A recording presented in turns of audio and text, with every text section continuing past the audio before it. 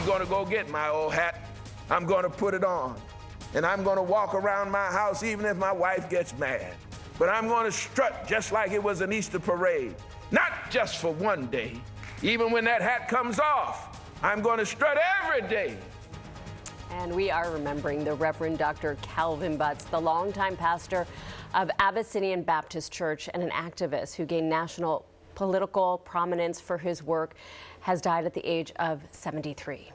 Joining us now is Jennifer Jones Austin, the CEO of the Federation of Protestant Welfare Agencies, a longtime advocate who worked alongside Reverend Dr. Butts. Thank you for spending time with us, and we want to first off share our condolences with you. I know how close your family was to his. And, you know, when we look back at his legacy and his life, you know, the interesting cross-section that you had as a family with Dr. Butts, basically growing up with him as he moved in the same circles with your father, as he was also a minister in the community. I'm wondering, could you share some of your earliest memories of Reverend Butts with us?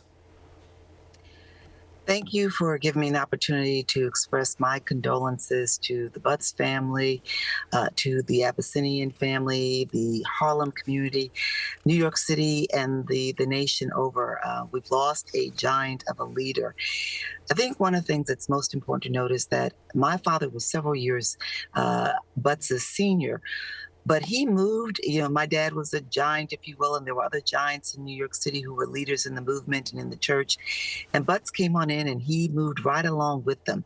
What was always so impressive about him was that he did not kind of decrease himself.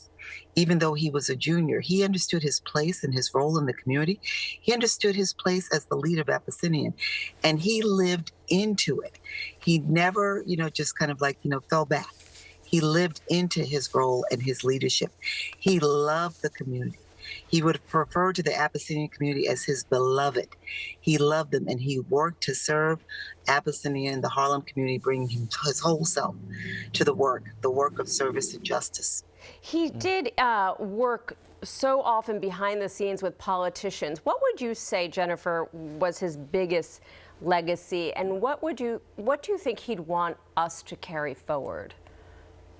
One of the things that I appreciate about his work and his legacy is that he was in the community. He was doing the work. So, you know, leading and having Abyssinian Development Corporation was in the community working on issues of housing, youth services and supports. When he led at Old Westbury, he was working on educational issues for young persons and trying to ensure that they had a pathway out, some of them out of poverty and some out of, you know, despair. And so what so impressive was that it was not just preaching the gospel, but he was actually living it in the same way, you know, if you follow the teachings of the gospel and of Jesus Christ, being engaged in the work. And that was such a great example to so many of us, that you just don't preach it, you actually live it. Walking the walk, talking the talk, walking the walk. Jennifer, thank you for sharing some of your thoughts with us today. I know it's a difficult time for you and your family, and for the Harlem community and greater community as well. Thank you. Thank you. Thank you. And that was Jennifer Jones Austin speaking with us about the late Dr. Reverend Calvin Butts. And stay with Eyewitness News and ABC 7 NY as we remember the Reverend Dr. Calvin Butts, and we will reflect on his life and legacy throughout the day.